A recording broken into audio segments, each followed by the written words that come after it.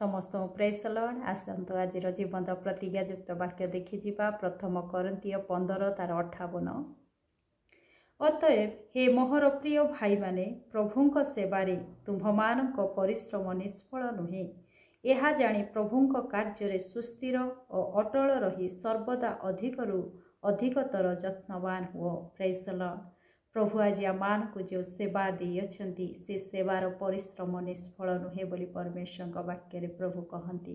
आज आम को छोट हो बड़ हो जो कार्य भी देइछन्ति से कार्यर प्रति परिश्रमर फल रही।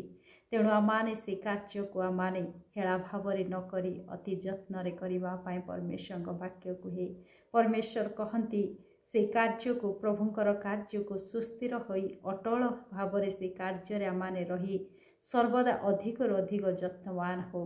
कारण परमेश्वर वाक्य तार गालातीय 6:9 परमेश्वर वाक्य परमेश्वर कहती आम्भे माने उत्तम कर्म करिबारे श्रांत न हो।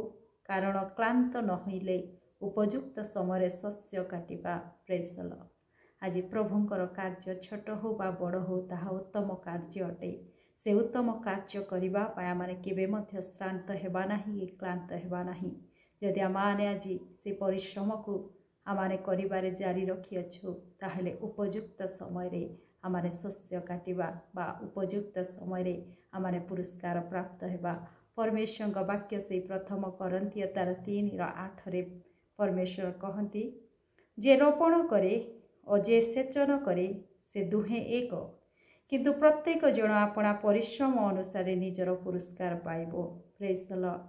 आज अन्य मानक परि आमानकर कार्य बोली आमाने भावी थाउ, किंतु परमेश्वर कहती जे रोपण करे बा जे जल सेचन करे से किछि नुहे, मात्र परमेश्वर कहती प्रत्येक जन अपना परिश्रम अनुसार निजर पुरस्कार पाइबो।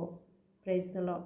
से रोपण करू बा सेचन करू जे कौनसी कार्य से करुअछि प्रभुंक पाई ताहार पुरस्कार प्रभु देवे।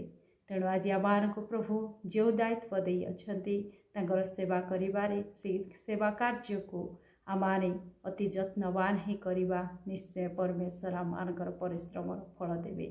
प्रभु ए वाक्य दे मते आपनको आशीर्वाद करंतु। आमेन।